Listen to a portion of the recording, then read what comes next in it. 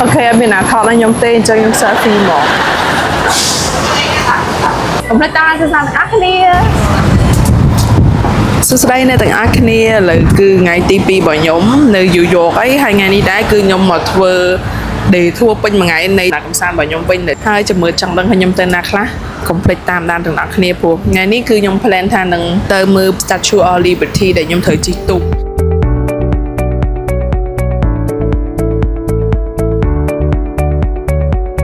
ខ្ញុំទិញឡាន hop on អញ្ចឹងគឺគេជូនយើងដើរលេងកន្លែង attraction place ដែលនៅជុំវិញតំបន់ហ្នឹង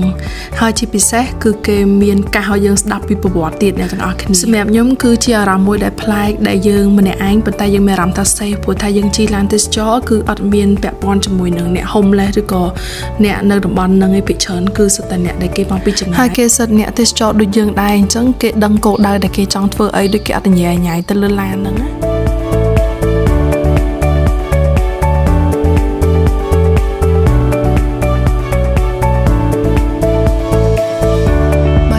អ្នកចង់ដឹងពីរបៀបកក់ឡានឬក៏ app អ្នកទាំងអស់គ្នាអាចចូលវីដេអូមុននឹងបានខ្ញុំបាន pop up នៅលើ YouTube ខ្ញុំដែរអាហ្នឹងគឺមានព័ត៌មាន detail ទាំងអស់ទាក់ទងជាមួយនឹងការប្រើប្រាស់ app ហើយនឹងការកត់សំបុត្រដែរ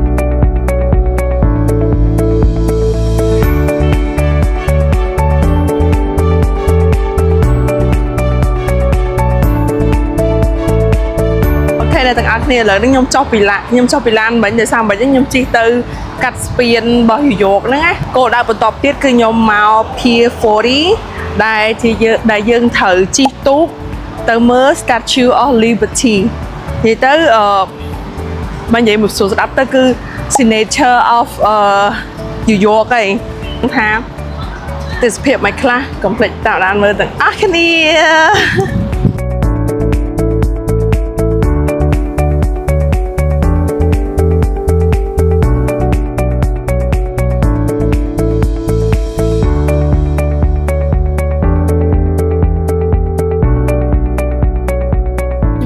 វត្តខ្លីបន្តិចដែរតកតងជាមួយនឹងរូបសំណាក Statue of Liberty ហ្នឹងណានិយាយទៅនេះគឺជារូបមួយដែលតំណាងឲ្យទីក្រុងយូយ៉កបើមើលឃើញអាហ្នឹងគឺគេដឹងហ្មងថាយើងនៅអាមេរិកហើយរូបសំណាកសេរីភាពគឺត្រូវបានប្រទេសបារាំងផ្ដល់ជាអំណោយឲ្យសហរដ្ឋអាមេរិកនៅក្នុងឆ្នាំ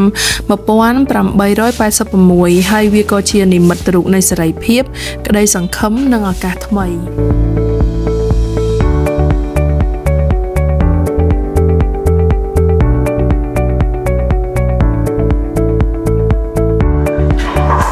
អ្នកទាំងអស់គ្នាឥឡូវហ្នឹងគឺខ្ញុំនឹងធ្វើវីដេអូខ្លះព្រោះអីមិញហ្នឹងគឺខ្ញុំបានទៅ Statue of Liberty ហើយដែលគេមាននៅក្នុង package ដែលខ្ញុំទិញនឹងដែរអញ្ចឹងណាឥឡូវបន្ទាប់មកគឺខ្ញុំនឹងទៅមួយទៀតដែលមាននៅក្នុង package ខ្ញុំដែរគឺ Harry Potter Shop អញ្ចឹងចង់ដឹងថានៅនឹងមានអីបានគេ offer ឲ្យយើងកុំភ្លេចមើលទាំងអស់គ្នាបើនិយាយទៅអាកាសធាតុនៅយូយ៉កថ្ងៃទី1អូខេខ្ញុំ landing មកយប់មែនតើអញ្ចឹងបាច់រាប់វាថាអូខេថ្ងៃទី1ហើយម្សិលមិញថ្ងៃទី2គឺមកជុំមួយថ្ងៃប៉ុន្តែខ្ញុំអត់បានចុះឡាយណាដោយសារ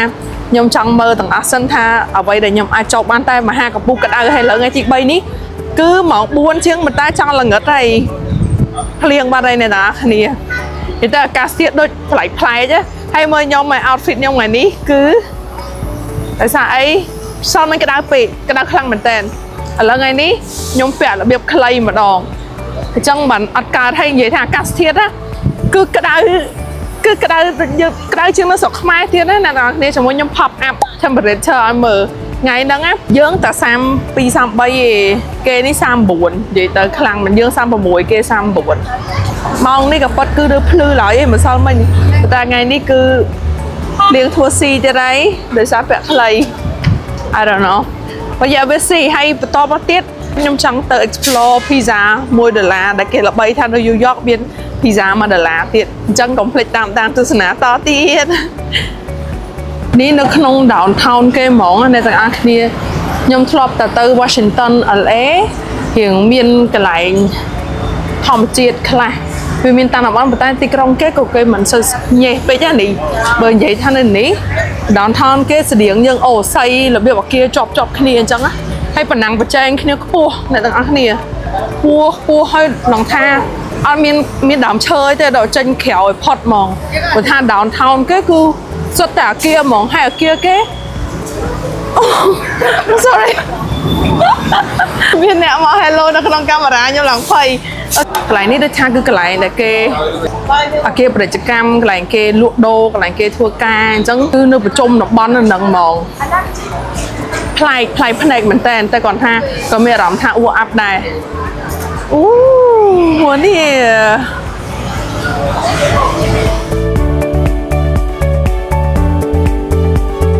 អូខេអត់មានណាថតឲ្យខ្ញុំទេអញ្ចឹងខ្ញុំ selfie ហ្មង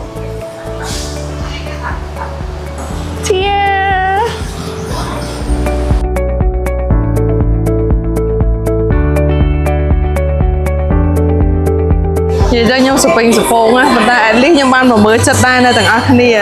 ខ្ញុំគិតថាខ្ញុំនឹងមកម្ដងទៀតមួយកូនរបស់ខ្ញុំដោយសារមករកនេះដល់យុទ្ធធម៌សម្រាប់កូនពេកអញ្ចឹងចាំវគ្គក្រោយហ្មងហើយព្រោះខ្ញុំនៅមាន mission ខ្ញុំត្រូវធ្វើច្រើនទៀត museum pizza madala ហើយនឹងមើល 9/11 កុំភ្លេចតាមទស្សនាទាំងអស់គ្នា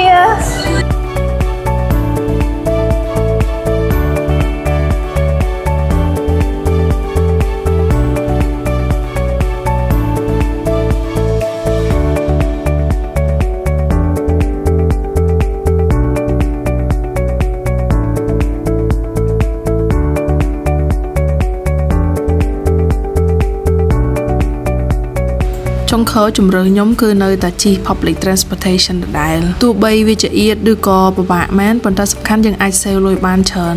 វាល្អសម្រាប់អ្នក on budget travel ហើយជាពិសេសគឺកាត់ស្ទះទៀតអ្នកទាំងអស់គ្នាព្រោះវានៅក្រោមដីដល់ពេលអញ្ចឹងជិះមុំគឺយើងឡើងទៅគឺដល់គោលដៅរបស់យើងហ្មង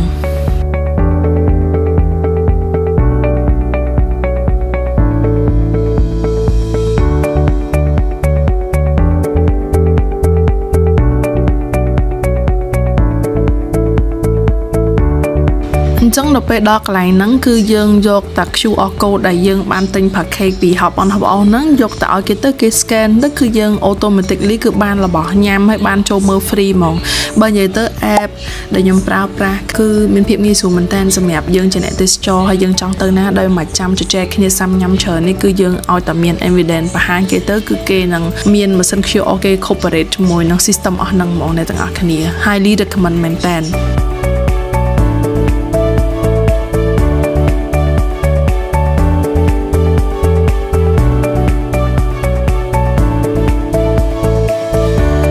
ិយាយទៅកន្លែងនេះបើអ្នកដែលគាត់តាមដានរឿង Harry Potter គាត់ដឹងហ្មងមានច្រើនវគ្គខ្លាំងដោយ Avatar យើងចឹងហើយកន្លែងនេះគឺដូចសារមន្ទីរហើយយើងចង់ទិញរបស់អីមកចាប់បានបើនិយាយទៅ New York គឺ